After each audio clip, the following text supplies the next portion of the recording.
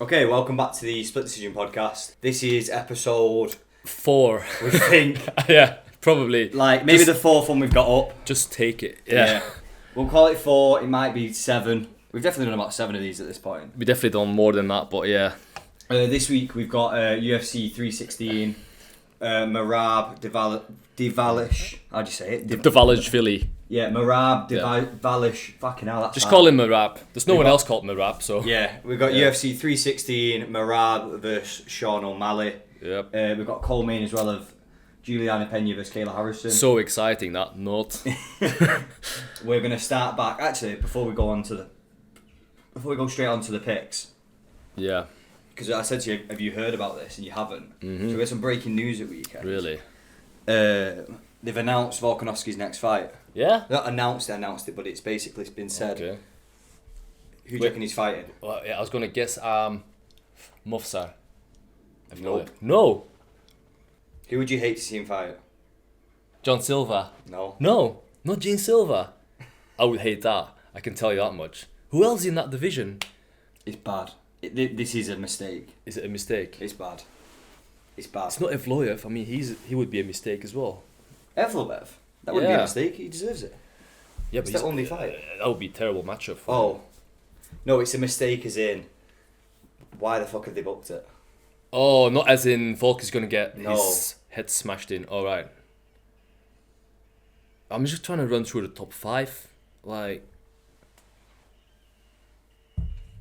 Lopez, Evloev, Rodriguez. Yep. Yeah, you Rodriguez. Oh my days! Why? They're doing him and Yair in Mexico. And they're doing Evloev versus Pico again.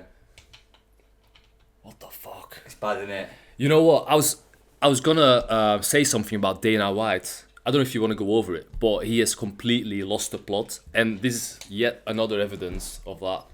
Mate, there's been a few things. Like, he's been dropped from the boxing, hasn't he? Exactly by the Sheikh, but Dana White just doesn't care anymore. Have you noticed? Yeah. I think he's on his way out. He's not even like these matchups lately. They have not been good. Even That don't make sense. Even O'Malley, this weekend's O'Malley Merab isn't really, Yeah. to me, doesn't make sense. So he thinks that because obviously he hangs out with the Nelk boys, the Nelk Yeah. sisters, and obviously they think O'Malley is a big draw. So Dana White sort of thinks that everyone wants to see Sean O'Malley fight against Merab. He's got it totally wrong. He's You a know what I weird mean? one, O'Malley. He's a bit like Izzy for me. Like, Yeah, he should, like, I like him and I like Yeah. Izzy. They should be as big as McGregor with their style, if that makes Yeah, sense. yeah. Like they're striking, they're exciting. But there's something that comes across forced, which I don't think gets them there. I'm gonna tell you something, man. I was listening to Tim Welsh, and he's got a podcast, Yeah, right? yeah, His yeah. coach. His coach is actually really exciting to Yeah. listen to. He's a bit of a weirdo, but he's exciting to watch. And then you've got O'Malley, and I noticed he's always like, there's nothing that excites me about the guy other than his fighting style. Like the way he talks, yeah, it's always like, yeah, man, like. Yeah, his Yeah, podcast, for sure. his press conferences are never exciting. Yeah, it's like for sure, man. He's got no good takes. He's not funny. He's not witty. He's just got pink hair and shit tattoos. Exactly. I mean, that's he's the great. problem. I love watching him fight. Like, Yeah, me too. but he's just not got that excitement factor. He's not like a. Say, Ian Gary's another one. Like, it's forced, isn't it? Yeah, it's forced. And It's not like a Sean Strickland there. It comes natural, or even like DDP. DDP is one of the best on the mic. Yeah. Just 'cause he don't give a shit. I mean, you know what? I can kind of compare him to Nate Diaz. However, the big difference is Nate Diaz is exciting and he'll roast people and it'll be funny. But Nate Diaz is. That's how he is. Exactly. I don't believe that's how Sean O'Malley is. Exactly. So who's Sean O'Malley? Yeah. So Do you know what I mean? Cluedo, yeah. But yeah, Rodriguez Volk, that's bad, that, innit? That is bad. Like, and I was listening to Guru talk about it, and he's right. Yair could catch him. We thought this. I don't think he will. No, I'm saying Yeah. the risk factor. He doesn't deserve it. I swear to God, yeah. If Yair beats Volk, I'll be fucking fuming.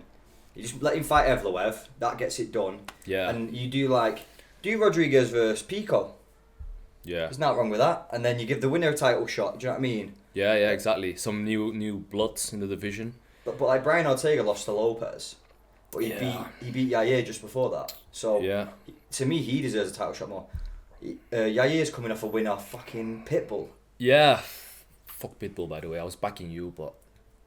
Yeah, you had you off, didn't Yeah, you can jump out of the window. Yeah, that's mate. the breaking news for this week. I think that's it besides that.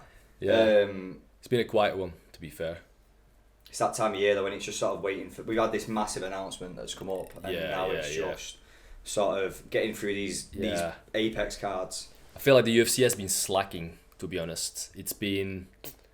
We've not been as excited as 2 years ago, 3 years ago for the matchups. Really? Yeah, especially the one that you just said, that one, and then this one, 316. Yeah.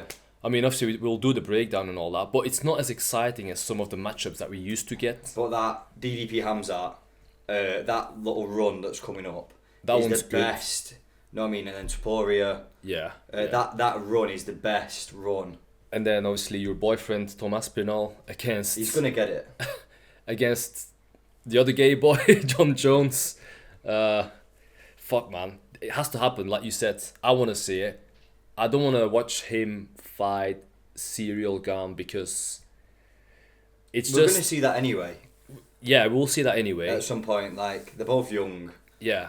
But I don't know if I'm backing Tom, actually. I've been thinking about this fight, yeah. What, with Jones? Yeah, I think Jones could beat him if it goes past round 1.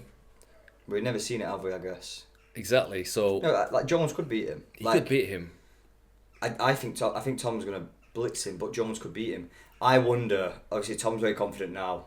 I wonder how confident he's going to be when you get in there and you see, like, you must feel some way no matter who you are when you see Jones across the ring. No one's ever beat him, like... Yeah, man, it's... you know what I'd hate? Oh, I'd hate it if Jones smoked him. Oh. He might, you know, I'm telling you. He might get fraud checked. It'd be the biggest fraud check of all time. It would. And this might be a master plan of John Jones. Imagine if he's that intelligent that he's acting scared. I know he's not, but imagine if he's acting scared and everyone thinks, shit, John Jones is scared. Tommy's gonna beat him. And he turns it upside down during fight week and he beats him in dominant fashion. I've just got too invested with Tom. I can't deal with that. Yeah, I mean, I like Tom, but like you said, we've not seen him past round 2 other than one time against in London when he was fighting the Volkov. Our friend Volkov, yeah. And Arlovsky. Yeah, exactly. So, but yeah, we're not here to break down Tom versus Jones, obviously. So try to get your reaction to the Volk one, but yeah, bad news. So UFC 316, another strange matchup, another rematch. Yep. That's not, he doesn't deserve. Like, has O'Malley defended his belt once against Gito, and that's it. Yeah. My opinion, it should have been O'Malley versus Yan, yeah. And then when he gets a title shot. But yeah, we're going to start the prelims. Is there any prelims you want to specifically go over? Yes. So definitely want to do Lipski versus Wang. Oh, so you're jumping straight up there. Unless there's something else you wanna. Anything interesting? Acosta Spivak. Yeah, there's a small one I want to do as well. The first one, Killen Salkild versus Janelle Asmus. So Killen Salkild, I watched him last time against Janelle Asmus. Asmus actually very underrated fighter from Israel. That's gonna be a party. Very good grappler, very good striker, extremely underrated against Salkild, who knocked out the Indian bloke. That was very overhyped. So he's got good knockout power. So that's gonna be the Indian bloke on what card? On it was in Australia, I think. The Indian bloke that said he could beat Khabib. Do you remember that? No. Oh, you're not into. So there's this Indian guy called I forgot his name, yeah, but he said in an interview basically he could beat Khabib with ease, and then it backfired when he fought this Quillen. Sounds like Bo Nickel. Yeah, when he fought this Killen guy, he knocked him out within 20 seconds basically. Yeah. And then everyone just he got memed the fuck out of him. So that was exciting. That's why I just brought him up. He's a good striker. He's good hands against the guy that's also up and coming. So keep your eyes out on these two guys. Yeah, I don't know either of them, to be honest. I'm not gonna lie. Yeah. But I'll go with the Aussie. Yeah, me too. Fuck the Israeli lad. If it's pure skill wise, they're both 8-1. They're both got hands, but he's got good grappling as well. For me, on the prelims, what can we look over? No, we'll go over Spivak. I don't mind Spivak, mate. Sergey Spivak. He's a great fighter. You just sound like MMA Guru. You don't sound like Tom, but you sound like MMA Guru impersonate like Tom. I don't sound like Tom. I sound like Guru impersonate. I swear. Yeah. He's a great fighter. Yeah. I want to touch over Sergey Spivak, Waldo Cortez Acosta. I can't believe Acosta's only had one loss. I think he's shit. He's very shit. He's just like an overweight. Didn't he get exposed against Arlovsky, or was it someone else? When? I remember he fought Arlovsky. I forgot if he won or lost. But he's only had one loss. Yeah. No, he's had Delima. That was a really boring decision. Another NPC. That was terrible. Another NPC no, he fighter. beat Arlovsky. Yeah. He beat Ryan. When did Ryan Spann go to heavyweight? I don't know. After Thingy Bald lad who couldn't finish a robber. Do you know what I mean? What's he called? The commentator Smith. Yeah. Smith took a thief to the decision. A 17-year-old kids, basically, right? Yeah. Yeah, no. Sergey Spivak, Waldo Costa, just quickly touch on that. To me, Waldo Costa's record does not show how bad he is. He's just a decent striker, a heavyweight, who can keep the range he'll keep his range, take the fight where he wants it, who hasn't really had a challenge. Yeah, for sure. Against a Spivak, who Spivak's very much like, what's he called, the thingy polar bear? Yeah, the polar bear. The polar bear. Yeah. He's actually quite a well-rounded fighter. No, he's good. Yeah, he's good. He's never going to be anything at heavyweight. Yeah. Or, he's sort of like a gatekeeper, isn't he? Like he will win against some of the top guys, but then he'll lose again, and he never gets up in that top 5 really. He's just like Ty Bora. Kind of, they're very similar. Yeah. Same region, same style, same body type. Yeah, to me, Spivak just takes him down. Yeah. Submission, probably first round to be honest. Yeah. Just dead simple. Yeah. Fight. Exactly. Yeah. Not much more to say really. I just want to go over Ariane Lipski versus Wang Kong. Okay, here's the problem. Yeah. I know that Wang Kong is gonna absolutely destroy her. Her striking is on a different level. Fucking women's MMA, yeah. She's good though. She's got some proper knockouts. Like, and she lost. Okay, the one loss she's got, yeah, that one. Yeah. She was messing about. She was winning that fight basically, and then she decided to do some taunting and sort of like. Oh, she was on road to the UFC. Yeah. Chinese, innit? So she's basically being a sausage by taunting her opponent, this and that, and then she got caught in that choke, in that submission. So she was winning that fight fully. She was piecing her opponent up, and then she learned from it the next fight, and she stopped doing it, and now she's just straight going in for the kill. But she's got good hands, good kicks. She's really rapid. She reminds me of Joanna Jędrzejczyk. Joanna Jędrzejczyk. Yeah, I fucking butchered that one. But she reminds me of her, but with a bit more technique. That's what I think of her. Okay. So I don't know anything about her. Yeah. But my opinion on Lipski, she's just someone who fights to make a career as a model / OnlyFans. A bit like a Tracy Cortez is one of them. Tracy Cortez, and then you've got who's the girl with the swirling tattoo? Alright, the Brazilian who I fight. Tabata Ricci. No, she's alright. Tabata Ricci. Oh, Poliana Viana. Poliana Viana. Yeah. Like these girls who are in the UFC, they're literally just at this point around. Yeah. To make money on Instagram, but they have a fight every now and then. Yeah. So if this fight isn't going anywhere near the way she wants it to, then she's just gonna give up. Like she's been finished a few times. Normally when she loses, she's just not that good. Let's be honest. She's well rounded, but there's nothing that stands out. You know what I mean? She just blends in with all the other girls in that division. They're all sort of on the same level. They're all shit. But with this Chinese fighter, she kind of stands out a bit because her striking is just better than the rest. Well, we said this last week. Like once Dakota comes into UFC, like the minute there's a woman to be good at women's MMA, all you need to be is good at striking. Because the minute they start actually getting hit, they all bottle it.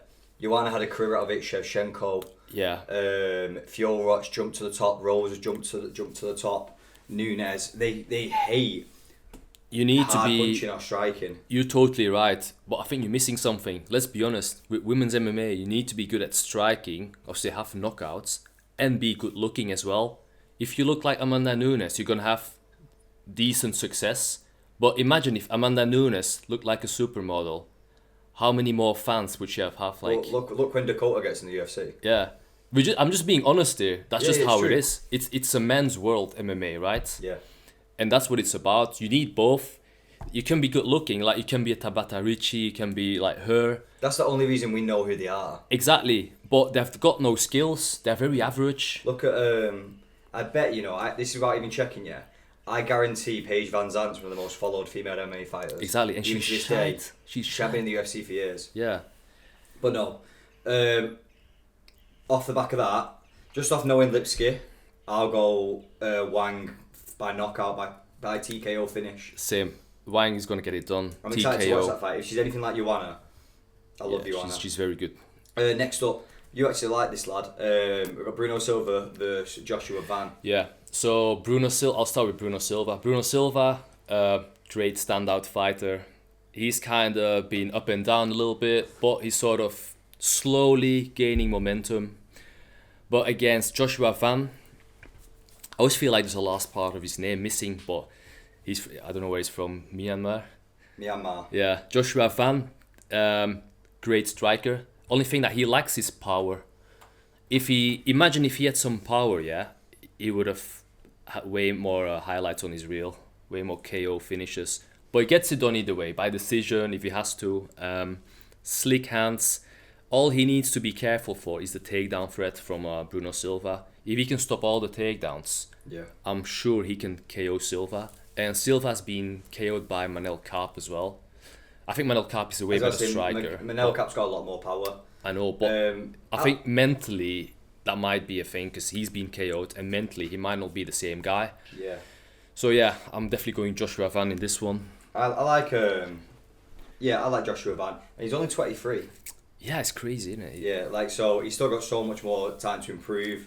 He's got in the UFC really young. I think his record shows that. Obviously, only had 15 fights. Even for a 23-year-old, that's still alright. Against, I'm not gonna lie, I'm just never picking anyone called Bruno Silva. Every Bruno, there's like a Bruno Silva in every division. I think, and they're all shit just outside the rankings. How many Bruno Silvas would there be in Brazil?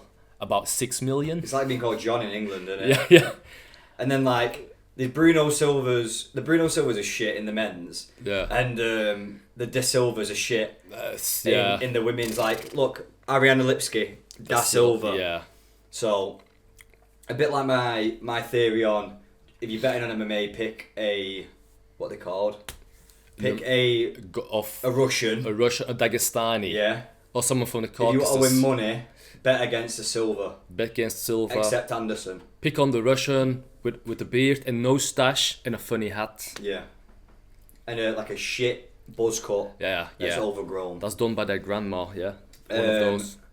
Next up, we got Mario Batista versus Patchy Mix. Oh, this one's good. I fucking hate Mario Batista. Me too, man. Since the Aldo. Yeah. Just taking Aldo to that decision. Yeah. And doing nothing and sort of derailed his career. Boring fighter. Yeah, against Patchy Mix. Patchy Mix has got in the UFC. When did he sign? I didn't actually see this fight get announced. I knew he was getting in the UFC, but... Yeah. But we've been talking about how the UFC is lacking marketing, lacking matchups. So I'm not surprised, really, that the UFC hasn't put in any effort to promote this fight at all. Yeah. But I want to talk a bit about Patchy Mix, actually. He's probably one of the best bantamweights on the planet. And if you look at his wins, he beat Magomed Magomedov twice. I know you probably don't know the guy, but the name says enough. And he beat him twice. I rate that. And he beat Rafion Stotts, who's actually a really good fighter as well. I know Stotts. So just based off that, the guy's legit. I'm telling you. He's got two times Magomedov in his name. Yeah, twice. I remember when he beat. Pettis. Yeah, Sergio Pettis as well. Yeah. Like, you know what? It's a shame he left the UFC because he actually had a half decent career at Bellator. I don't think he'd have had the same in the UFC. Yeah. But I rate it. But yeah, 20-1. So he's beat Horiguchi, who is a Japanese fighter, standout fighter, and he beat James Gallagher. Sorry, stand out for what? Japanese fighters? No, he's not in his prime anymore, but remember back in the day, he fought for a title. He fought against DJ. Yeah, he fought against... Yeah, I was about to exactly. say that. And then we got James Gallagher. I don't know if you remember James Gallagher. No. Crazy grappler, Team McGregor. He's like the bootleg Conor McGregor. So back in the days, he was sort of like the wannabe Conor McGregor. Did he have a really bad TKO and got fraud checked? Yeah, he got kicked in the head. Yeah. By a guy that he also beat. Wait, scroll down. He's on there. I've gone off it. Yeah, so he got beat by a guy that Patchy Mix also beat. So I mean, come on, like his records just says enough, really. Not much more to add. Yeah. Yeah, for me on this fight, I'm probably gonna go. A lot of people think he's gonna win by submission. Yeah. I think you see a lot of the time these fighters coming into UFC, their first fight they take it quite easy, quite sensible. I think he's just gonna get a comfortable decision. I think he's gonna go for the finish. He needs to make a statement because we saw what happened with Pitbull. Yeah, but Pitbull lost. He lost. No, I think Mix will win comfortably. Yeah. But I don't know if he'll get a finish. Yeah, I think he'll get against Bautista. Bautista's good, you know. Although we don't like him, yeah, we have to admit that he's quite a good fighter. It's not an easy matchup, and like a lot of these people, a lot of these fighters in the top 10, the top 15, if they was in Bellator, they'd be like title contenders. Yeah. I mean, freaking Joe Pyfer would be a title contender in Bellator. You know what I mean? He's up next, by the way. But yeah. So I'm gonna go Patchy Mix by decision, comfortable win, fuck Bautista. I just want him out of the rankings, to be honest.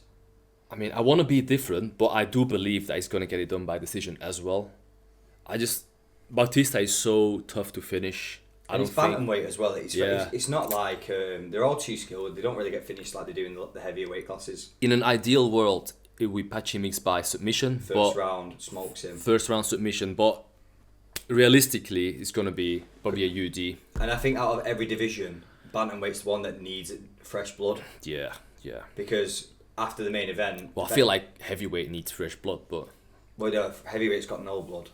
Yeah, like heavyweight's got a champion, for fuck's sake. Yeah. Next up, we got Luke versus Kevin Holland. Oh, that's a banger. Yeah. Do you think it's a banger? I just think. Yeah, I think so. Because you go on. No, go on. Vincente Luque, he's coming off a win, right? And he's been using his ground game a bit more, which is actually his bread and butter from the start. But then he switched onto striking against Kevin Holland, who is obviously, that's his kryptonite, the ground game. Yeah. So it's going to be interesting to see what Luque can do against Holland on the ground. And I think he's going to take him down and smother him. And we saw Kevin Holland struggle a lot on the ground, obviously, against Hamzat, against... even in his last fight against the Icelandic dude, what's his name? Gunnar Nelson. Against Gunnar, he struggled as well. I actually think that Gunnar won that fight. I was about to say that. I feel like I scored that for Gunnar. Yeah, me too. Yeah. Yeah, for me, like, obviously Luque's not been doing as well in recent years. Yeah. But his losses have all aged quite decently, I think. Yeah. Was it Jeff Neal? Jeff Neal, yeah. Bilal and... he won also against Bilal. And then Bilal beat him in the rematch. Yeah. Sorry, Bilal, you throw me off now. Bilal, was it Burns? Yeah, so Luque's losses have aged well. Buckley's tearing through the division. Bilal became champion. Yeah. Jeff Neal's not the best loss to have, but that was a weird fight though, wasn't it? That finish was... He's pretty solid. He's still a good fighter. Whereas Kevin Holland, it seems every time he has adversity, he sort of gives up. And I just think Luque's better than Holland. Like, he technically is better. Skill wise, he's better. You know what? I like Holland because he's game as fuck, but I do think he's shit. Gunnar Nelson's not an impressive win. Yeah. Well, one, he barely even won it, and then he's just been giving up. He never looks good in his fight. Like, you feel like he ever looks good in his fights. Just when he finished Buckley, and it's mental to think he finished Buckley. Yeah, he dropped him 3 times as well, or 4 times. Yeah, it's crazy. He sniped him. Yeah. And against Jacare, like, But this is that's going back now, 4 or 5 years ago? He was on that 5-fight win streak, do you remember? In the Apex, he had like a 5-fight win streak in the Apex. Do you know where he fell off? I'm trying to remember. Wait, hold on. No, to me, he fell off after he took the Hamzat fight. Yeah. So he took that Hamzat payday. Yeah. And I think he realised, I got paid for what? A minute, not getting hurt, getting choked out. And then every time he loses, now he just gives up. What fight did he give up in? When he was like, now I'm injured. Oh, Dolitze, rib injury.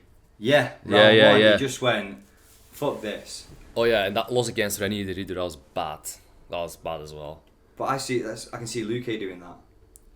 Michael Venom Page, yeah. Look, that is literally, I was right. That's the start of it. So he's doing all right. I mean, like he had no contest. But then look, the Hamzat one. Then he decided to have a kickboxing fight against Wonderboy. Yeah. Beat Ponzinibbio, who doesn't. Beat Chiesa, who doesn't. And then lost to JDM, lost to Page. And then he's just been on this losing streak. It was. So it's the Dolidze fight for me. What made me think this guy's just not got it anymore. Yeah. Gunnar Nelson was. He stayed in there for that fight and he won the decision, but Gunnar Nelson, the Ridder got taken down. He got paid. Yeah. Choked out quick. Yeah, no damage taken. Yeah. So to me, Kevin Holland's a fighter who's not trying to win. He's just trying to, he'll win. He'll have like 2 losses, 1 win.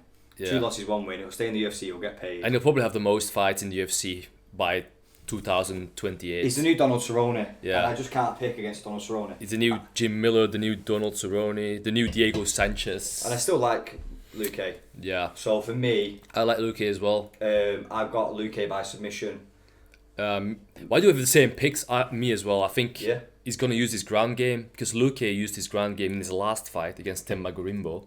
Yeah. Choked him out. I think he's going to do the same against Kevin Holland. I think he realizes that he needs to go back to his bread and butter, which is obviously jiu-jitsu, ground game, all that stuff. So he gets it done by submission, same as your prediction. Well, I just think it's quite a straightforward pick. Yeah. Tapology actually more are picking Holland to win, which is crazy. Yeah. Crazy. Next up, we've got Kelvin Gastelum, Joe Pyfer. Oh, man. Unfortunately, this fight card's pretty predictable for me.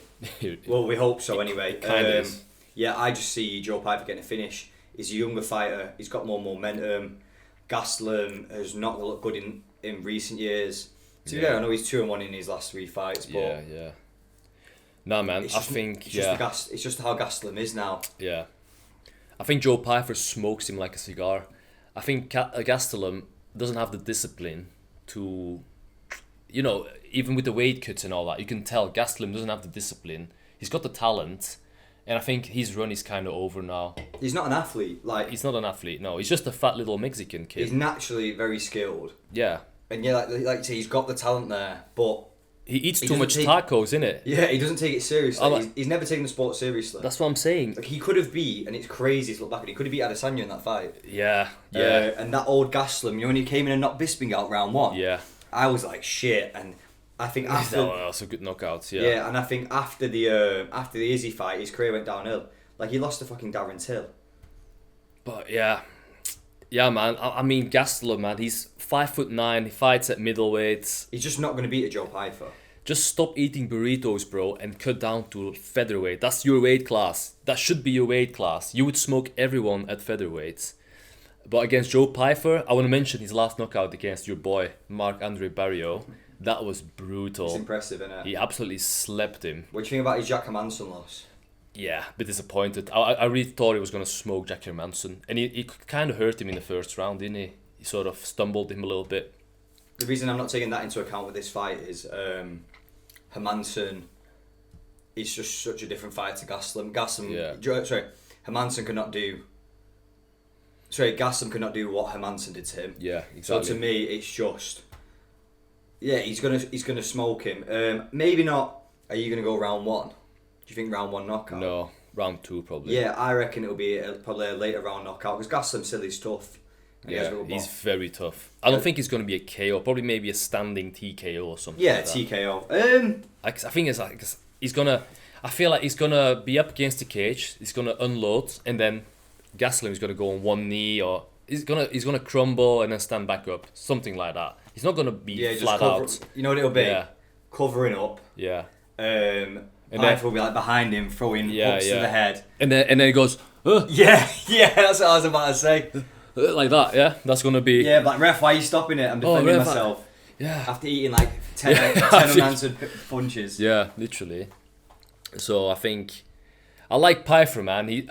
I like the fact that he's so salty and he just hates life. Yeah. But he fights, like, he's got the hardest punch, isn't it? Like, they measured his punch. He punches harder than Francis Ngannou. But I don't trust that machine, bro. That machine's no, but but bollocks. I think, don't want to get into physics here, yeah? But this is how it works, yeah? The power itself might be because he's hitting it right, he's hitting it correctly, and he's not a small guy. But he might not have the accuracy to do it in a fight, you know what I mean? Yeah. That's the difference. The timing might not be there, the accuracy might not be there. So there's a lot of factors that go into it. But he's definitely, he's in that top 5 hardest punchers, let's be honest. And we saw that in his last fight against that brick house, fucking Marc-Andre Barrio. He just knocked him out. And look what Barrio's done. Exactly. Barrio's good, man. So, I'm going Joe Pyfer. Yeah, Joe Pyfer as well. Second round, probably. So we've agreed on everything so far. It's like you say, it's predictable. Harrison Pena. Oh, man. This is just basically a interim title belt to whoever's going to fight Nunes when she comes back. Yeah. To me, I don't. What do you mean you don't know? Right. Come on, man. Right. This one's obvious. Right. I know it is. Right. So, this whole time I thought Harrison's going to smoke Pena. Pena's shit. I've always thought Pena's shit. The fact she won the title, crazy. However... I don't know, you know. What do you mean you don't know? Because, you know what I'm sick of, yeah? Every person who comes into the UFC who's a title holder from a different company is getting fraud checked, right? You had one of your boys at the lowest weight class. Patricio Pitbull. No. One of your boys, not Japanese, Asian lad. Asakura. That's not my boy, though. Right. Just because he's Asian. Right. He got fraud checked. Yeah. Pitbull got fraud checked. The Ridder, I reckon, is going to get fraud checked. No, he's not. He's going to win the title. He's going to get fraud checked. Yeah, he's my boy. He's not going to get fraud checked. As much as I'm like, Harrison should smoke her, she's going to take her down, she's going to submit her. Hey, your boy Chandler kind of got... He used to be a champion, so we can... Chandler got fraud checked. He got fraud checked. This is what I'm worried about. And Harrison lost to that big Brazilian dyke over in PFL. Pacheco, yeah. Yeah, like the Pacheco. only woman more butch than her. And I'd love to sit here and be like, oh, Harrison's going to come in, she's going to smoke her. It's tough to beat a crazy lesbian, you know what I mean? But you know what scares me about it? Like, I think back to Ronda when she first got... Okay, so now that you've said all of this, yeah, the big thing is, though, the big difference between all those fights and this fight... Juliana Pena's shit. This is women's MMA. Okay. You said Ronda, though. Ronda is from a different time. This is a different matchup, a different fight, a different time. I think physically, we know that Kayla Harrison is stronger. And we've seen Juliana Pena struggle against stronger opponents. Like, struggle bad. You know what I mean? She just physically doesn't have it in her. How? Okay, here's my question. Actually, I completely forgot. For some reason in my head, I thought this was Kayla Harrison's debut. I just forgot. Fucking hell, man. I know. Actually, sorry, no. I take all this back. I forgot about the Caitlin Vieira win. Kayla Harrison's gonna win. At that boy. There we go. Yeah. So I don't know why. I forgot about obviously, she was always going to smoke Holly. You forgot about her 3 fights in the UFC? 2. 3 fights? 2. Oh, that's PFL. Yeah. Oh shit. I know. Aspinall. Oh, interesting. Yeah. She's shit as well. Yeah, the Caitlin Vieira win is actually quite impressive. I don't know why I forgot that completely. That does make me wonder though. Does she get the finish? No. Because Pena, it's women's MMA, but Pena's not bad. Pena's shit. Yeah. You know what? I'm kind of getting more excited about this fight now. Now we talk about it. Pena's got that dog in her, which she has. Yeah. And like she look what she did take. Like Nunes didn't finish her in that second fight. Yeah. So to me, she's tough, man. You have to give her that. She's very tough. So if you think about this fight, right now, actually, if you start to break it down, it makes you think a bit more. Yeah. So we've currently got Juliana Pena, who's hard to finish. Mm-hmm. She's game.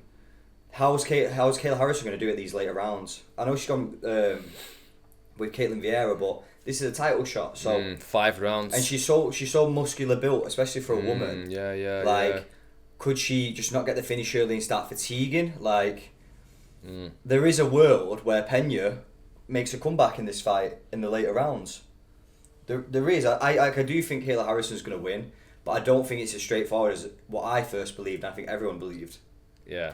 Like, could you not see her round 4, round 5, TKO from Juliana Pena just because Harrison's gassing? I don't think she's got the power, unfortunately.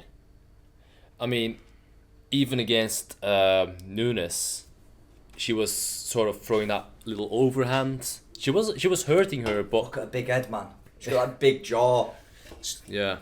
They just I just don't think it's as straightforward as we think, and I always do not like people coming into the UFC.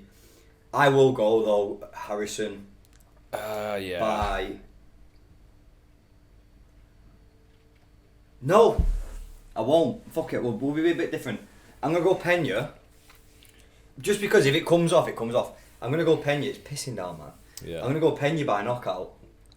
I'm gonna have Kayla Harrison doesn't get the finish. She gasses out, and just because it's in the back of my head, she doesn't get the finish. She starts to fatigue, and then Pena turns it around. But when has she knocked out anyone, Juliana Pena? I'm not talking about ground and pound. Like, I'm talking about stand-up KOs. I don't think she'll stand up. Oh, so you think it's going to be a TKO? I could just see her. Yeah, I could just see her gassing a bit. Can we see her last few fights? So. Who, Pena? Yeah. She Okay. lost to Nunes. She did not. She shouldn't have beat Pennington. Against. Yeah. That's a bit far back anyway, so that doesn't really matter. Fucking hell, she fought Nico Montano. I didn't even know that. Yeah. The GOAT of the women's MMA. The GOAT, man. Yeah, no, I'll have a bit of fun with it. No, I don't know. I can't. I'm just saying it for the sake of saying it. My official pick is Kayla Harrison by submission. However, if Pena came back and finished her in the later rounds to a tired, juiced up woman, then I wouldn't be surprised. What's your take? It's going to be TKO. I've got TKO, Kayla Harrison, round 4. Round 4 TKO. You've heard it here first. I love how we decided. Live and first. You know what? I love how we started it and thought. Yeah. There's not going to be a finish. Yeah. 2. You think Harrison's going to knock her out, and I thought Pena's going to knock her out. Yeah. It's going to be a ground and pound TKO, I think. You know what? I think a good bet would be either fighter by finish. Yeah, maybe. Yeah. Okay, and now you know what? I thought this was a good card. I actually think it's a shit card. But I'm excited for Gastelum and Pfeiffer, and I'm not. I'm quite excited for that.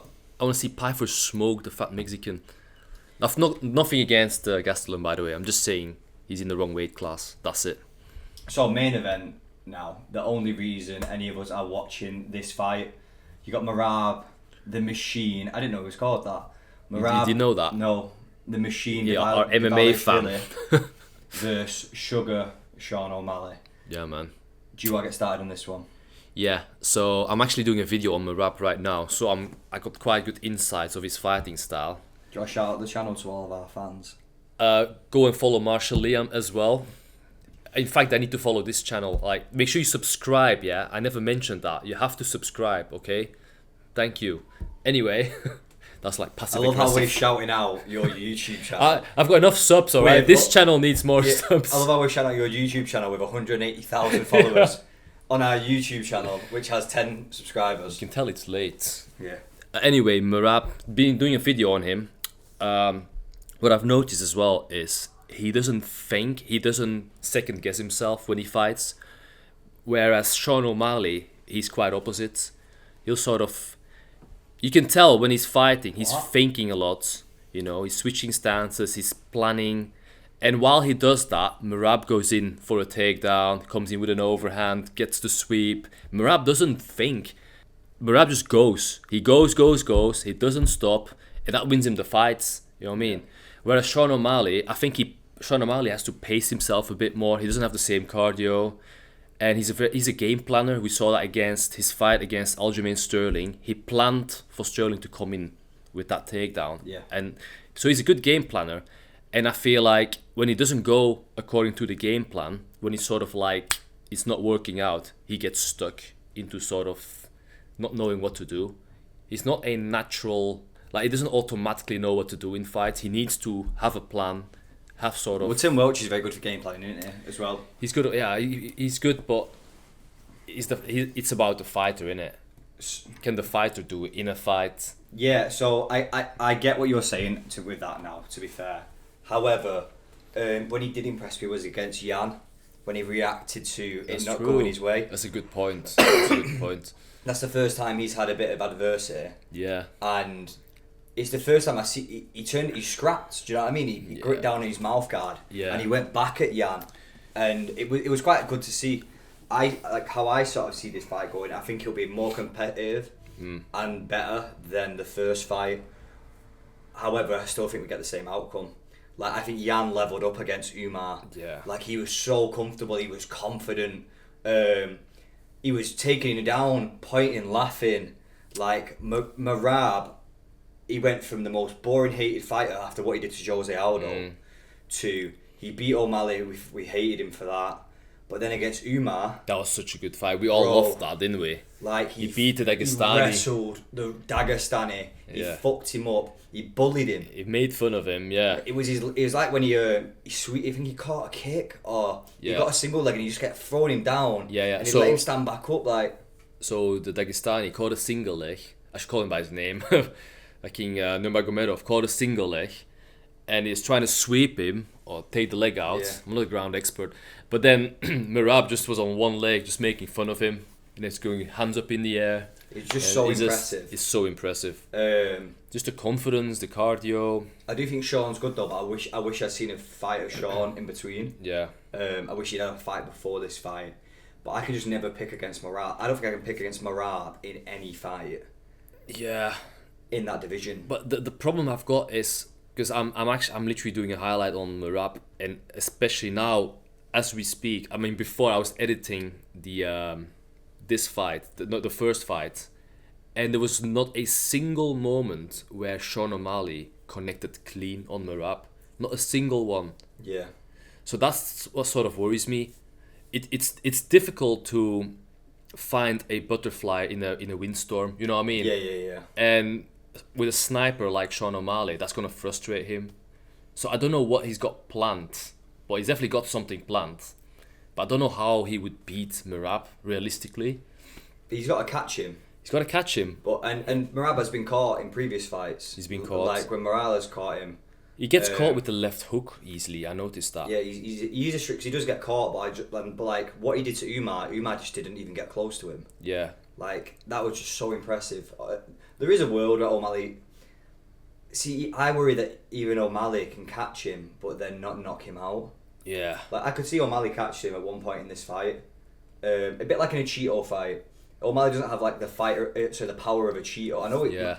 So O'Malley has had these walk-off knockouts like against Sterling, but he's not like a Cheeto where it's vicious. Yeah. Do you know what I mean? Like that. Yeah. That every time Cheeto knocks someone out, it's one punch or it's one kick, or like vicious. Front kick to the teeth or something. And I'm conscious of myself because O'Malley has done that. Yeah. I just don't see him do that against Merab. I want to break it down a bit more into detail. Yeah. So Merab's been caught twice, right? Once against Morales, and then once against Cejudo. And he also he was on Dana White's Looking for a Fight. Yeah, he got caught as well. well. And he got caught and then made a comeback. Was it a left hook as well? Or? I cannot remember. I remember because it was Matt Serra was obviously Merab's coach, and he was like, "Mate, this guy's sick." And Merab knocked him out. It must have been with like a. It was like his last fight for the UFC. Spinning back fist. Yeah. Yeah, Rafion Stott. We're talking about Rafion Stott actually. Yeah, because it was obviously he was a well-known fighter. Yeah. And yeah, Merab coming spinning back fist and no one's seen it coming. Yeah. And it was Matt Serra going like, bro, you need to get on this guy. Yeah. But I wanna talk specifically about the moments that he got caught.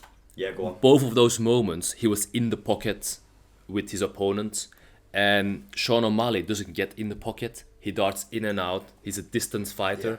So the only way, I mean, we don't know that, but a good way to knock Merab out is stand and bang with him in the pocket. He's not known as a striker, but we know that Sean O'Malley is never going to do that. He's never going to come into close range with Merab. Yeah. He's 5'11" at bantamweight. He's going to try and keep his distance, snipe him with the jab in the cross, and maybe an uppercut. But O'Malley needs to put it on him. That's what I'm saying. But And is he gonna get do taken that? down anyway? He needs to close that distance and take the striking to him. Yeah. Do you know who's very good at it? Yan. When Yan comes in with his tight guard. Yeah. And who'd he throw that 1-2 against? He threw I remember Yan once threw like a delayed. He went 1-2 rather than like 1-2. Yeah. And he dropped someone on the. Was it Faber? Sandhagen. Was it not Faber? Yeah, it could be Faber. I think it was Faber. He dropped Faber. Yeah. Faber landed his ass, and I think. Yeah, that was Faber then. Yeah. That's sort of how you need to go against like a Merab. Yeah. High guard, like using his knees, using his elbows, faking those uppercuts, just trying to give him, like you say, something to think about before he shoots. If you're running away and you're trying to avoid a takedown, and Guru spoke about this with DJ, you're not going to avoid the takedown. Mm-hmm. So accept it and go at him. Yeah. You're going to get taken down anyway. Why are you trying to keep the distance? I think, but I just don't think O'Malley can fight in close range, because his style is so heavily based on his range. Yeah. Because his range, he's throwing the long punches. It just doesn't work against Merab. You can never finish Merab with a long punch. Yeah. Because he's gonna come forward. He's gonna be head down, coming forward. It's gonna be like an elbow or a knee for me, like some. I was thinking the knee. The knee could be a weapon. Like what he landed on Cheeto. Exactly, but you have to time it really well, and obviously, he could still get taken down from that. You know what I mean? If he doesn't land it. Exactly. Well, we see when Merab got caught off Moraes. Yeah. Not Moraes. Yeah, Marlon Moraes. And he was still in the fight, like he recovered really well, actually. Fucking mental. Yeah. And he caught him clean. That was a clean left hook. He was out, basically. He was out. To me, like, the very similar fight to this for me is what we've got in a few weeks, which is DDP and Chimaev. Yeah. And the reason why I think DDP has a chance is because he will go forward and he'll take it to Chimaev and not care. He'll make it sloppy. He'll make it. Yeah. He'll run in towards the storm. I think O'Malley will try to keep away from the storm, which you're always going to get caught in. Exactly. O'Malley always backs off in it. He throws a 1-2, backs off, resets. He needs to do what Volk did to Makhachev in that first fight. Yeah. Put it on him. Think, I'm going to get taken down. Fuck it. Mm-hmm. Go at him. Not shoot yourself, but do you know what I mean? Just show it a bit. Yeah. But I don't think he's going to do it. I think this is a typical style versus style matchup. Yeah. And I think Sean O'Malley can beat anyone else in that division, but not him, just purely because of his style. I think on paper, this is probably the worst matchup for O'Malley. He's the best, to me, he's the best ever in that division. Yeah. Merab. Yeah, I think so. I think he's the best bantamweight of all time. I think everyone his resume is insane. He would actually smoke Dominic Cruz in his prime. I really believe that. It's, you know what? Here's a take. Bantamweight has the worst goal of any division. Dominic Cruz, so as we speak. Yeah. Yeah, is it? Right now he's still... I think Dominic Cruz is still the GOAT. No, how is it? As we speak. But after this fight, if he wins this fight, he's the new GOAT.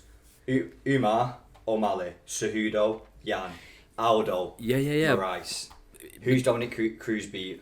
TJ Dillashaw. He beat Faber twice. He's beat a lot of good guys. I think that's more impressive. I love TJ though, but he lost to fucking Cody. Cody beat the fuck out of him. He was ragdolling Mighty Mouse. He threw him on his head 3 times. Yeah, but that's Mighty Mouse back in Strike Force, man. But Mighty Mouse is the GOAT. Like, you call him. I mean, you think he's a GOAT as well, right? One of the GOATs. He's one of the GOATs. He's not the GOAT. The way he just dominated him, that was was different. Yeah, but that's not Mighty Mouse in his prime. Cruz is a bit before. I seen the back end of his career. I seen him when he came back and beat Casey TJ, Kenny. which I didn't think he beat. I thought TJ won that fight. When he came back and won the title. I think Cruz won. No, Cruz did win. Yeah. I think I scored TJ. But yeah, so for me, I've got a Merab decision again. More of the same. To me, O'Malley should have took a fight, got a bit of momentum.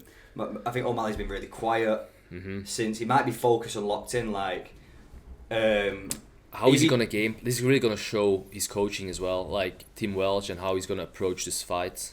One thing that interests me, I didn't like his first approach to the Merab fight, but then I look back at O'Malley versus Sterling, like, just his aura leading up to the fight when he walked in, and he had Superstar playing. 69, he was calm. yeah. Do you remember? Yeah. So he was calm.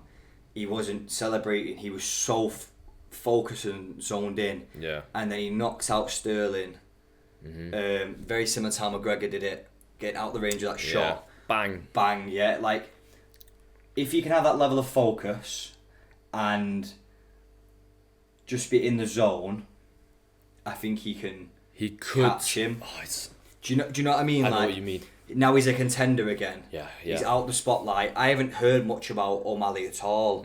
Whereas when he was champion, he had that pink he's got his little pink Lamborghini and he's being flashy and he's like, I think he underestimated Merab that first time. Yeah. But a motivated O'Malley. You know what's funny though? Now you say that, yeah. I remember thinking before these two fought. Yeah. I was thinking, no joke, this is gonna be the easiest matchup for O'Malley ever. A stocky wrestler with no defense. Yeah. I was like, he's gonna snipe him first round. I'm not gonna lie, that's what I thought. Until they fought, and I was like, fuck, Merab is better than I thought. Yeah. You know what I mean? Like, he's actually really good.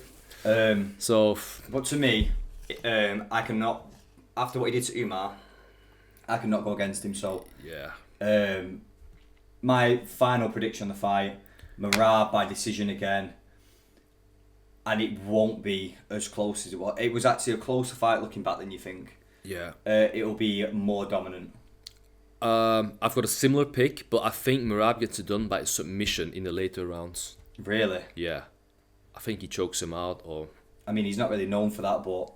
I think he's going to surprise some people. Yeah. I think so, yeah. He's got the momentum behind him. I think so, I can see that. I'm just watching back I'm editing his fight now, and he was controlling O'Malley on the ground, and he had him in that, you know, when he kissed him on the neck or whatever. That really gay moment. And he had him in that choke really tight, and I was just thinking, if he adjusts it for next time, because he knows how to fight him now on the ground, I feel like he can get it done, you know. And obviously O'Malley's a pipsqueak. He's got a pencil neck. He can lock it in. We've never actually seen someone do it to him. Exactly. There's always a first time though. Yeah. That's what I'm saying. But yeah, so we're unanimous on every pick. Yeah. On this card. So really, we should go 10 and 10. We should. Is it unanimous? Wait, hold on. Yeah. So let's we'll just recap. Did you pick Joshua Van? Yeah. Okay. So we'll quickly recap our picks. Yeah. Oh, hold on. You picked Vicente Luque? Yeah. Okay, yeah. It is then. So... Wait, no, hold on. You picked Juliana Pena. I didn't in the end. Oh, you picked Kayla Harrison. Okay. Yeah, it's just fucking stupid. Yeah. I'm just being stupid. So, to recap the picks, we've got Joshua Van. I want to mention something that you mentioned last time, just quickly, about Joshua Van. The body shots... You mentioned there's not many fighters that throw the body shots as well as, was it Topuria that you said? Holloway.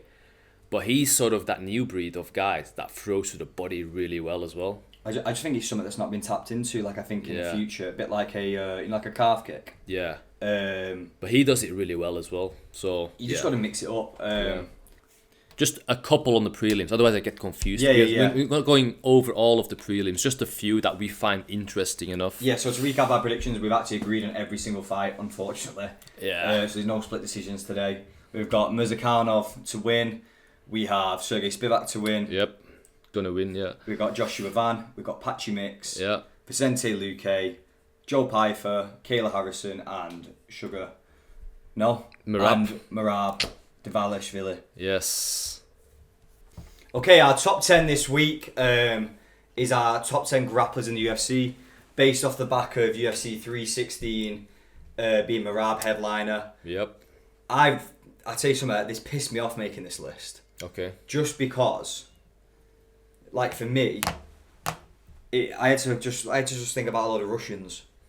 Yeah, like this is I know it's MMA, so I do enjoy the grappling, certain grapplers. Yeah. But for me, you're just pissing me off. I couldn't put a lot. Like, I think I base this list off people I actually don't like. And, okay. And right. Yeah. how we've done it this week, like we noticed our lists were very not accurate, but like we're both researching it. Yeah. So we've just decided to try and not research No it research. and go off our head. Yep. So how do you want to do it? Should we do it? You do your 10, I do my 10, and then we talk about the controversial ones. Should we do it one by one? Let's do 1 by 1. 10, 10, 9, 9, 8, 8. Right, you think you've nailed your list. I think I've nailed it. I think mine's shit. Should we do... I've got some honourable mentions, if you don't mind. That Go didn't on, make then. the list. There's one guy, Go on. well, I guess 11. Anthony Fluffy Hernandez. He's on 11. He didn't make the list for good reason. But I think... I told you last time, he's so underrated. And he's sort of like an opportunity grappler. Yeah. So that's why I didn't put him on the list, because that's not his main thing. But when he finds an opening, he'll use his grappling to finish the fight. Yeah. And I noticed he's got the same physique as you as well. What do you mean? He's got a bit like, search him up, yeah. Love Andos. I searched him up before. I was like, hold on, it looks a bit like Alex. Yeah. It's gonna be... Nah, that the one who looks like me, yeah, is actually the greatest wrestler in MMA history. Ben Askren. Fuck. Yeah. That's worse though. Yeah, I know. I gave you a compliment there, I think. No, Fucking Anthony Hernandez. I'll be like Anthony Hernandez in another month. 2 kilo down this month. Yeah, I need some tattoos on the chest as well. Yeah, so we're good. Yeah. I want to give a shout out as well to Paddy, you know. Okay. I didn't have Paddy in my list. Right. I just think he looked so dominant against Chandler, and he's done it to a few people. I don't know, you might have him. Yeah. But who have you got at 10? This one's actually... You can't script this any better. I've got Paddy at 10. Oh, have you? I've got Paddy at 10. I'm telling you right now, I don't want to show you the whole list, but Yeah, I've got Paddy at 10. Just sort of based on his last performance against Michael Chandler. The way he took him down with ease, controlled the ground and pound. And then also based on his previous performances. Not just in the UFC, but Cage Warriors as well. Flying triangle. Exactly, stuff like that. I feel Smooth like... with it. Yeah. Against a high level, I mean, let's not forget Michael Chandler is a high level wrestler, or that's his background, isn't it? And the fact that he did that to him is just really impressive. So I put him on 10, and he could potentially go into 8, into 7 maybe, 2-3 fights down. So yeah. Even submitting Jordan Levitt was impressive to me. Yeah. 10 I have Pantoja. I fucking knew it, man. Pantoja, bro. I always have Pantoja in every list. Pantoja should be on every list, man. Yeah, he's had notable submission wins in the UFC. Oh my god, bro. And he's not like a traditional wrestler, I guess. Nah, yeah. Because he's so well rounded, but when he needs to take it there, I think he's so dominant with it. Like I said, he's had submission wins. You've got fucking Pantoja. Man. So yeah, Pantoja's got to be on it for me. He's a good wrestler. I'll give you Pantoja's that. good, man. He's good, yeah. Alright, number 9, I got Aljamain Sterling. Aye. Yeah, let's go. 9 Sterling. Yeah, man. No way. I think we all forgot how good Sterling is. That's the first time we've ever agreed on a ranking. Ever. And I'm just going off based off his last few fights. I know he lost against Evloev, but wasn't that a really competitive fight? Yeah. He could have won that fight. He was so close. And then the fight before that against my boy, Calvin Kattar, he just ragdolled him. And people say it was a boring fight, but he slammed him on his head.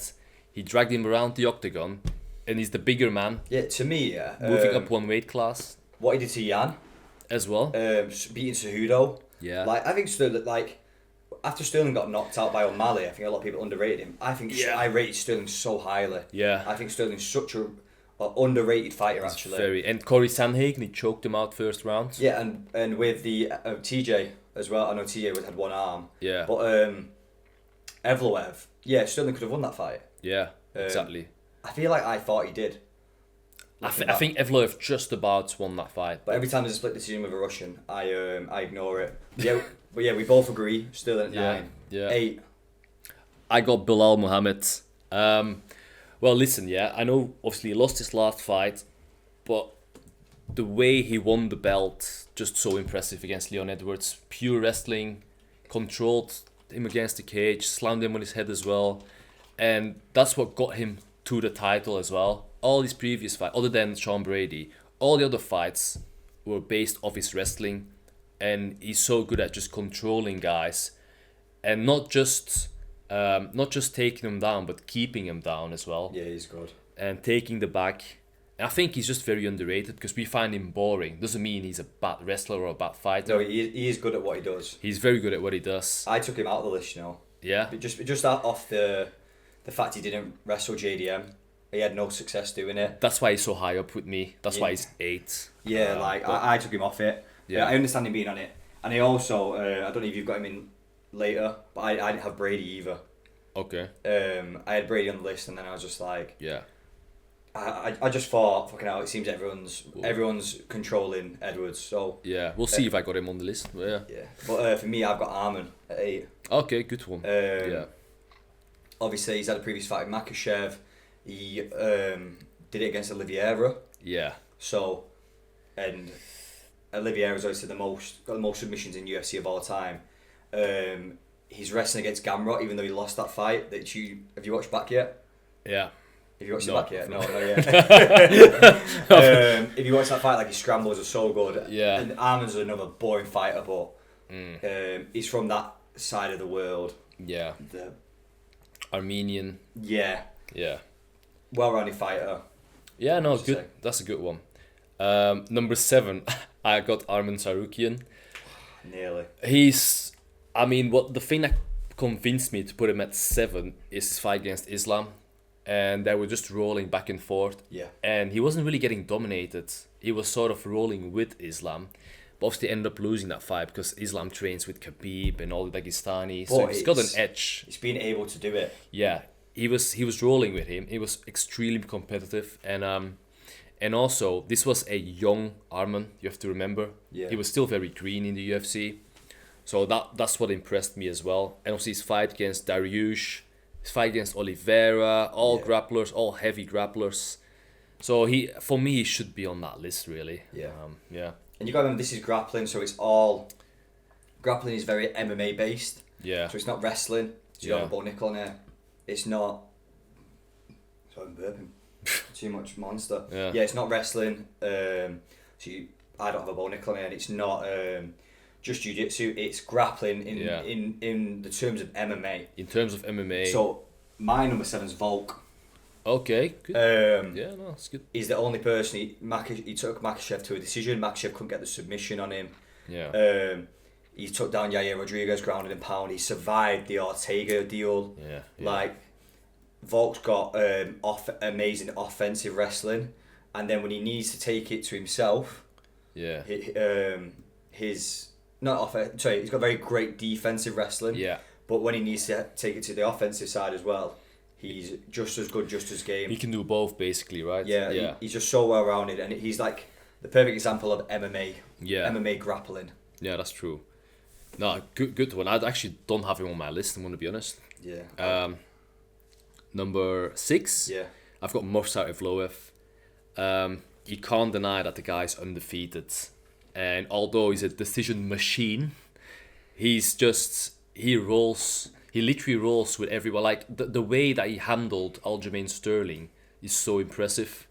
And the way that Diego Lopez fight went as well. He's just so good on the ground. He's so efficient with it. I forgot about him, Oh, no way. He's not on the list. I got Sterling on my list. I haven't got Evloev. The reason he's not higher is because he's not finishing guys. But his grappling is extremely high level. It's the Lopez. Oh, no, the Sterling one. Sterling won, the Lopez fight. I mean, these are top level guys. Top level black belts. So, yeah. And undefeated. You can't deny how good he is. So I just think I blocked the Russians out of my head. I just don't want to think about it. Slight bias there. Yeah. 6, I've got Jones. Ooh, John Jones. Yeah. Mate, like, maybe not in recent years. Obviously, he's just had that win over Garn and took it there. How much? I want to bet that you got Tom Aspinall somewhere in your top 3, I ain't got top Tom 4. I ain't got Tom in it. Really? So I'm surprised.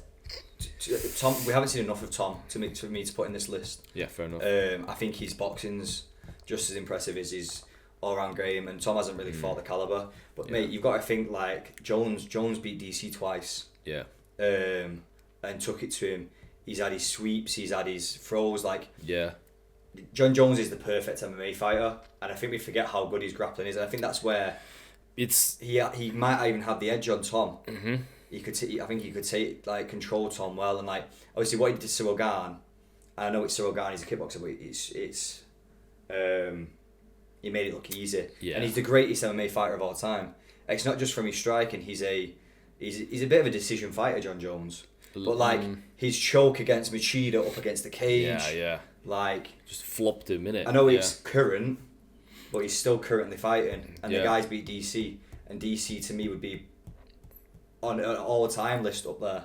Yeah. So man, that John Jones win against Stipe, man. No, I'm joking. That's but like one of the best. I was gonna say one of the best. He outstruck him, didn't he? He was good. Yeah, he was good. So 6, John Jones. Right, fair enough. Number 5, I've got a boy, Merab. That's low, mate. I will tell you why. I'll tell you the positives first. So obviously Merab, crazy cardio, and his variety of takedowns. He doesn't take you down. There's no same way of him taking opponents down. You never know what's coming. It's either a single leg sweep, a double leg takedown, a drive against the cage. You just don't know what to expect with the guy. His grappling is so high level. He can switch it up at any time. He can out pace you with his grappling, and just the way he switches it up, I think that what makes him like special. Now the downside, if there is a downside, he's got the most takedown attempts against Petr Yan, right? And he only hits about 6 or 7 takedowns. You know what? As well, with a point on that arguing for you, Aldo. He didn't take Aldo down, did he? Yeah. Like exactly. So I understand that. So I was gonna put him higher, but I was like, he attempts a lot of takedowns because of his good cardio, so he can do basically whatever he wants in the fight. But how many takedowns is he actually getting? You know what I mean? And then a second one as well. This one's a big one. I noticed, because I'm editing his shit right now, I noticed once he takes someone down, they pop right up again. Yeah. Almost every opponent. Petr Yan did it. Popped right up. How tiring that is. But it's MMA. It's not about. Yeah. It's not just about like. Yeah, they pop right back up again, but he's straight back on him. Yeah. And that's his style. Like he wears them down. Like his cardio. He's probably got the best cardio in the UFC. Yeah, he does. So that's the thing, though. I have to sort of balance it because although he's a good grappler, he's not controlling him. Yeah, he's not chain wrestling, right? A really good grappler, he would be higher on the list. He would be someone that can control someone on the ground for longer than 30 seconds. Someone that can get into different positions on the ground, doesn't let him stand back up right away. And that's what sort of, he's missing that a little bit. Yeah. And also the attempts, 1 million attempts and maybe only 10 takedowns. That's why he's on number 5. Obviously, it still works. That's why it's on the list. Yeah. But yeah. I actually think I'll be surprised if our top 5 aren't the same. Not in order, but I reckon we got the same top 5 fighters. 5, I've got Usman. No. You don't have Usman? I don't have Usman. Really? I've got someone else on there that you don't have, and you mentioned it before, so... Okay. I can't remember what I didn't say, but yeah, Usman, so... Yeah. You got Brady in it. For me, Usman, look, he neutralised Hamzat's wrestling. We've seen him take the fights there. Yeah. He's just very well rounded. Like I get it, but I didn't put him on there because it's current, and I think right now, if he's still at that level. What was his last fight? I mean, I know he has 3 losses, and he didn't. I mean, against Hamzat, was it Hamzat his last fight? Yeah, it was. Exactly. But and I bet you got Hamzat in your top 3. You can't put someone in your top 4 or top 5 if they've lost 3 in a row. That's my opinion. But if it's current, I get what you're saying. You know what I mean? To be fair, but like, it's just he is still one of the best wrestlers in the UFC. Yeah, like, I'm sorry, grapplers in the UFC. Like he mixes it up there. Look at the people he beat. He beat Kobe. His first fight with Edwards. Yeah, I know those are good. And then like Burns, he beat Burns, didn't it? He beat Burns, yeah. Yeah. Knocked him out. And then like neutralising Hamzat and making it a striking battle. Yeah. Like, that's impressed me. So yeah, 5 for me I've got. Yeah, I know, but then the argument is he should have won those fights. You know what I mean? Yeah, I get it. But I get what you mean as well. Like just skill, pure skill. You're putting him up there. I'm just looking at like the. It's kind of similar to we just. I'm surprised you don't have him on the list. Like you're saying, like look how he's done against someone you must have in your top 3. Yeah. Do you know what I mean? But no, to me, Usman has to be on the list. It depends how you look at it. It's kind of similar to, for example, when Harry Kane was playing at Tottenham. Yeah, he's one of the best players in the world, but he had nothing to show for it. And it's similar here with the guys had fucking tight. Like we thought he was going to go down as one of the best in that division. I know, but if it's current, then I don't know. Like his knees are giving out as well. He's still currently fighting though. But who's he fighting next, for example? No, but if like DC was still fighting now, yeah, I would have DC. What if he's on like a 5-fight losing streak? I would have DC. Really? Yeah, it's. I don't know, man. Top 10 current grapplers. So you got to look at their whole career. That's how I sort of seen it. You're going off now, aren't you? I'm taking the losses in consideration. You know what I mean? But to be fair, I don't have Evloev, and that's one. And go on. Who's your number 4? Okay, my number 4 is not Sean Brady, but it's Reinier de Ridder. So. Oh shit! I didn't think of de Ridder, man. I might be slightly biased, but he's a Dutch guy. But the thing with him is, everyone was counting it out. So everyone thought he was going to lose that first fight against Gerald, who's a good grappler as well. Yeah. He smoked him. Smoked Kevin Holland. I mean, he's not a grappler, but and then Bo Nickel. That's the one that really sort of convinced me. Yeah, de Ridder's good. You know, I fucking forgot about de Ridder. Yeah. Bo Nickel. Everyone thought he was the next big thing. The next big wrestler at middleweight, and he just smoked him with ease. And in ONE FC, he used to beat bigger guys than him. He was like heavyweight. He was just out grappling guys in ONE FC, submitting them. Hell, man. People in ONE FC, there's all Muay Thai fighters. Yeah, but all these fuckers are on steroids. You know what I mean? Have you seen them? People have been on steroids. There's just all Muay Thai fighters though in ONE FC. Yeah. If you submit someone in ONE FC, Ben Askren was undefeated in ONE. Yeah, that's true as well. You know I mean, you got to be a bit of grappler. You got to be a grappler in ONE FC, yeah. I know, but I'm just saying Tom, who used to be on the podcast, could win a belt in ONE FC against all these Muay Thai against fighters. Mikey Musumeci. Yeah, Tom's a blue belt. Yeah. But no, de Ridder's a good shout. I don't mind the de Ridder shout. Yeah. Have you got any women? No, but I thought of it. Kayla Harrison. Yeah, I've just thought of her now. She should so be on this list. It's women's MMA. So here's my argument. She only had 2 fights in the UFC. So for me, it's just not enough to push her forward in that list. Yeah, well, she's not on my list, but that's because it's women's MMA. She would be at 12 with me after Fluffy. Behind Fluffy, yeah. 4, I've got Oliveira. Ooh. Might be a controversial one. If this was submissions or jiu-jitsu, I thought of him, but Wait, you don't have Oliveira on the list? No, I don't. Are you joking me? Current. Bro, that is what do you mean current? He lost against Arman Tsarukyan. He's just a bit shaky. Did he though? Yeah, split decision. I mean, I know it was close, but nah, man, I don't know. Are you serious? Lately, he's not had any submission wins or anything like that. He knocks every fucker out, but me. Yeah, it's about grappling, isn't it? That's what I'm saying. Yeah, he's got the most submissions in the whole of UFC. Literally, Gaethje wouldn't go to the ground with him. Gaethje's a wrestler. I just think he's got too many losses to put him on the list. Oh, you're off your head. Nah, man, I think he's got too many losses. That is mental. Nah, I don't think. He's good. He's a good striker. I think he turned into a striker now, and that's his thing. But let's not forget, he got submitted by Islam. He lost against Arman Tsarukyan. Who else? Let me pull up his record. He's got how many? They're the only 2, bro, for ages. Well, I just want to see the rest of his. Yeah, he lost to Holloway. He lost to Felder. Oh, come on, man. Paul Felder. Mate, it was years ago. Paul Felder. It's current, like you said. Yeah, but you're contradicting yourself No. You're literally contradicting yourself. Right. You remember what you said about Usman? Right. Fucking hell, man. Killing me. It'd kill me if I put the person with the most submissions in UFC history in a grappling top 10. Listen, fucking hell, shoot me. Even his last fight against Chandler, he outstruck him on the feet. He didn't even use his grappling. And this list about grappling. Bro, he was on his back. What are you talking about? What did he do? It was a decision. He was on his back.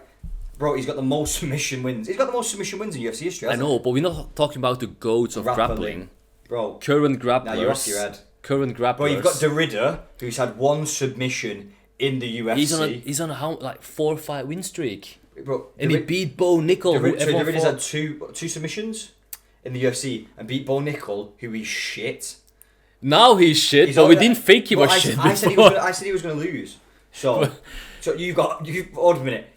You've got Derrida at what? 4? He's going to be the next I've got UFC. Oliveira. He's going to be the next middleweight champion. Mark my words. You've got Derrida. He's going to fight Hamzat. Bro, right. What's that? You've got Derrida at 4, and I have Oliveira at 4. Yeah. And mine is the mad one. Is bonkers. Okay. How about... Okay, Derrida. Then I don't know who's fighting next. Do you think... Who's rather likely He's fighting Whittaker, isn't it? Yeah, so who's rather likely to win their next Whittaker's fight? Gonna beat the fuck out of him. Who's going to win their next fight? Yeah? Oliveira or Derrida? There you go. One's fighting a champion. Neither of them are going to win. Yeah, but neither of them are going to win. Whittaker's going to beat Who's Derrida. most likely to win? RDR, exactly. Yeah. No. Just say it. No. Just say it. Oliveira's got more chance of beating Topuria. What? No. You didn't say that. You didn't Oliveira's just say got more chance of beating Topuria than Whittaker. Whittaker's going to smoke. Whittaker's going to throw You didn't just say that. Right. We'll agree to disagree. Whittaker is done. He's finished. He's fuck. Whittaker's going. RDR is going to fucking hump him and he's going to choke him out. Whittaker's going to beat him. Whittaker would be... How? Whittaker would be... Bro, it's Robert Whittaker. He broke his jaw against Hamzat. That's just unlucky. Listen, I like Whittaker, but that cross to the head kick doesn't work anymore. Okay, that's his only shot of beating him. We'll see. We'll put money on it. We'll put money on it. RDR is going to beat him. Trust me. We'll do a forfeit. Right, 3. Okay. Sean Brady. I know you don't have him on the list, but I think... I just couldn't be asked. You know what? I just couldn't be asked putting on the list. Oh, fair enough. Like, I'm not going to lie to you. I was like... Everyone's beating the fuck out of Edwards. Yeah, I know he's done it to other people. I just couldn't be asked putting it on the list. It's the way he did it, the way he finished Edwards, and I'm not talking just about this fight, but I need to pull up his record real quick. I just don't want to get it wrong. Yeah, Gilbert Burns, and he choked out Kelvin Gastelum. Who? Why are you trying to make that flex? Are you fucking insane? No, listen. How is that a hard flex? The guy's fat as fuck. You said that, yeah? With such confidence. Yo, the guy choked out Kelvin Gastelum. The GOAT. Mate, you can put the guy on his back and he'll stop breathing. Give him some tacos, he'll be fine. Yeah, but the guy taps out from walking up the stairs. Wait, it's not with PTs, man. We can't fat shame. No, mate. Kelvin Gastelum's a fat middleweight who gets tired. While I was saying it, I realised what I just said. Yo, he choked out Kelvin Gastelum. Gilbert Burns, good grappler. Gilbert Burns could even be on this list. And he dominated Gilbert Burns on the ground. Leon Edwards, the way he did it, guillotine choked him, and just so dominant. Michael Chiesa, the fucking gatekeeper, fuck me. You know who we both missed? Brian Ortega. Oh shit. Yeah, we did. I didn't even think of him. Yeah, it didn't even cross my mind. Ortega should be on this list. But I don't mind Brady being on this, yeah. But don't come at evidence with me saying, yo, he choked out Kelvin Gastelum. The GOAT, man, come on. That guy's never gotten off his back. 5'9" and built like concrete. Just say the Edwards argument. Do you know what I mean? Like, Usman couldn't do it. I was gonna list off, like Usman couldn't do it, and then Brady's done it. So, but I just think Brady's getting better and better each time. Brady's good, man. I think he beats Bilal. If they fight next, I don't. I think he beats Bilal. I honestly, I know it's a rematch, but it's funny. He's so good though. At 3, I've got Makachev. I've got Islam. Okay. I'm probably looking back with sort of my number 2 and 3 since we discussed it. Khabib's protege. In my head I was Hold like, on. Who the fuck do you have on 1? Okay, nah, go on. We've got the same one, surely. We'll see. We'll talk in a bit. Yeah, so I've got Islam at 3. To me, how I sort of... In my head, I was thinking, obviously, he knocked out Volk, and then... Yeah. He's been, in more recent years, been known for his striking. But then I thought, he submitted Oliveira, he submitted Moicano. On the way up, he got Bobby Green, didn't he? Yeah. Who else has he defended against? You already said Moicano. He took Armand. He went to a decision with Armand. So yeah. Well, we all know why Islam's on the list. Like, he's outstanding. He can take it. Like, his striking is so much better, and that's why a lot of people think about him as like a striker. Yeah. Knocking out Volk, but you forget how good his grappling is.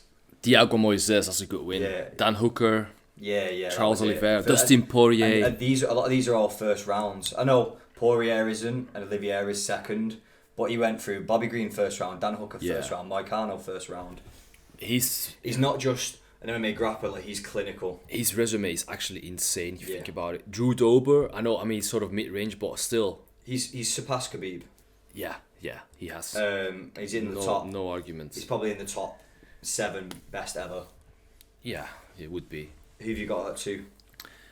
Number 2, I got Hamzat Chimaev. Yeah. Man. I mean, the way he finishes people is just so dominant, and you can't deny that he's one of the greatest grapplers at middleweight that we've ever seen in the UFC. And he does it in spectacular fashion as well. Yeah. Obviously, we've not seen him past 3 rounds, so we don't know that. But based on what we know now, we know that he's got the capabilities of choking opponents out in dominant fashion. And you know what? Without even having the choke in. Exactly. Like, he broke Whittaker's jaw. Yeah. Scary. And another one that was impressive was him against Kevin Holland. Just, he got him in a, I'm not good with submission, in a thingy choke. Was it a Bravo Anaconda choke? Where his head was like... I remember it. He shot straight away, didn't he? Yeah. He rolled him over, and then he sort of... And also the way he just carried the leech, Jing Liang, over... carried him like a little baby, like a little toddler. Carried him over to the cage, dropped him. Props to Jing Liang for not tapping, but he went to sleep right away. And you know what, with like the Kevin Holland one, the scrambles and the rolls, they were rolling for a bit, do you know what I mean? Yeah. And he's just had hold of him. With me, with Hamza, I'll talk about Hamza in a bit. Yeah. But yeah, it's a good shout. At 2, I have Merab. Ooh. I would have Islam above him looking back, but it's just his last fight with Umar to me. Yeah. How consistent he is, and how it's his pressure and his cardio. He doesn't slow down. It's like, like a lot of time, say someone's on the fence and they separate, they then normally walk back to the centre. Merab's just straight back on you. The guy's very similar to Khabib. Yeah. Where he's just on you, shooting for takedowns, no matter what, no matter if it's not working. Like, if someone's, like you say, he shoots 20 takedowns a fight, and if they don't work, most people would change it. He doesn't give a shit. Mm-hmm. He'll just keep shooting them until he gets them. And even if he doesn't get them, he wins fights by just holding someone on the cage. Yeah. To me, Merab, I'd have Merab in 3. Look, now thinking about it, but I've got Merab. I get your argument. I think that that my reason why I didn't put him higher is because of that. But you put him on there also because of that. Yeah. So there's 2 ways of looking at it, really. And your number 1's pretty obvious. Yeah, Islam Makhachev, obviously, we just looked at his resume just before, and the guys he has beat, you can't... it's how clinical he is. It's the round 1. Exactly. The way he beat Moicano as well. I know Moicano isn't like top 3, but so dominant. First round, got in a choke. Do you know what impressed me about that fight? Like, and I know it's Moicano, but Moicano's not looked bad. He was striking with Moicano, and you sort of seen him be like, I don't like this. Yeah. And then just took him down and won. Exactly. Like that. The fact that he's able to do that says a lot. He's beat other guys as well, like top heavy grapplers. He's beat, like, for example, Thiago Moises, and that was back in the days. Oliveira. Oliveira, exactly. Basically, he dropped him first. He dropped Oliveira, and then he choked him out. So I know it's a grappling list, but he can do everything basically. He can strike. You know the thing with Islam as well, He actually gets the submissions. Like, I don't know what his squeeze is like or what he's doing to these people, but he's tapping out people who I would say don't really tap. Yeah. Do you know what I mean? Like, none of them ever tried to stay in it. But even against Poirier, the insane part is that he choked him out, and Poirier was out. He was out for like 2 seconds, wasn't he? Yeah. From that choke, if you tap, usually you're okay. Like, you can just stand right up. But he was out, so his squeeze must be really hard. Yeah, it's a joke, isn't it? Yeah. And then at one for me, I've got the man with the hardest squeeze, Hamzat. Fair enough, yeah. Very similar list. The reason I had Hamzat over Makhachev is because Makhachev's got his other tools. Yeah. So I feel like it's not like it takes away from his grappling. But Hamzat also got striking, though. That's the thing. Yeah, but mate, the thing is with Hamzat, I've never seen grappling so aggressive. He's made it aggressive. He's got his like own style. Yeah. Like when he ran at Holland, it was like a chimp. Yeah. Just on someone. Like what he did when he did that to Whittaker, yeah. I thought Whittaker would beat him. Yeah. But he broke his jaw. I've never seen fear in someone tapping. Like it was scary. Like he got the choke on, and Whittaker was like panicking right away. Yeah. But just he like mauls people. Like Yeah. it's insane. I've never seen someone do it. Like I think if he gets hold of DDP, and I reckon if he gets that choke on DDP, it's like they fear it. Like it's just so aggressive, and it's this new.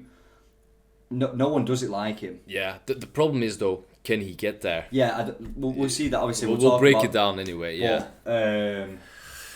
Damn. Like if there's anyone who I think I do not want touching me. Yeah.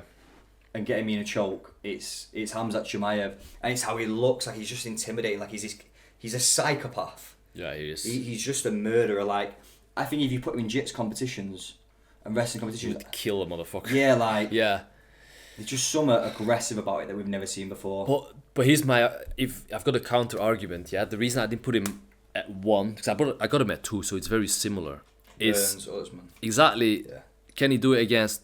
I mean, I know he did it against Whittaker. That's one guy, but against 2 other top guys, Usman and Burns, he wasn't able to do that. He didn't look like the monster that he used to look like.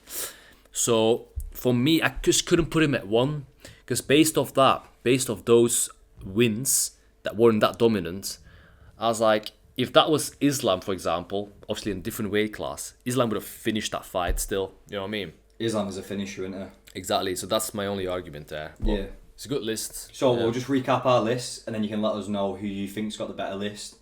So I have Pantoja at 10, Sterling at 9, Arman at 8, Volk at 7, Jones at 6, Usman at 5, Olivier at 4, Makhachev at 3, Merab at 2, and Khamzat Chimaev at 1. Very similar list. I've got Paddy at 10, I got Sterling at 9, Bilal at 8, I've got Sarukian at 7, Mofsar at 6, Merab at 5, RDR. You've got who at 7? Sarukian. You got Arman? Yeah. We both had Arman. Yeah. Of course we? Of course I had Arman. Yeah, of course. Oh right, I don't remember that. Go on, sorry. Yeah. Sorry, say it again. Start again. So we start from 7, yeah? No, go from 10 again. Okay, so I've got Paddy at 10, Sterling at 9, Bilal at 8, Arman at 7, 6 we got 6. 6 we got Mofsar, 5 got Merab, 4 we got RDR, 3 we got Sean Brady. I can't believe you don't have him on the list, you know. Fuck him. 2 we got Hamzat, and 1 got Islam. There you go. Yeah, let us know if we missed anyone. Let us know whose list is better. I'd probably say... I don't know. Let us know. I think maybe yours. I think you might have took the dub with this one. I think mine's better just because you left out Sean Brady, but I don't know, man. Yeah, I don't know. When we both left off Brian Ortega. Ortega, yeah, you mentioned Ortega. We should have had him on the list, really. But yeah, let us know if you think we missed anyone else. Let us know whose list is better. Yeah. And yeah, don't forget to like, don't forget to subscribe. But yeah, give us your opinions also in the comments as well. If you have any topics you want us to cover, yeah, let us know and we'll go over them. Yeah, definitely. Yeah. See you next time. See you later.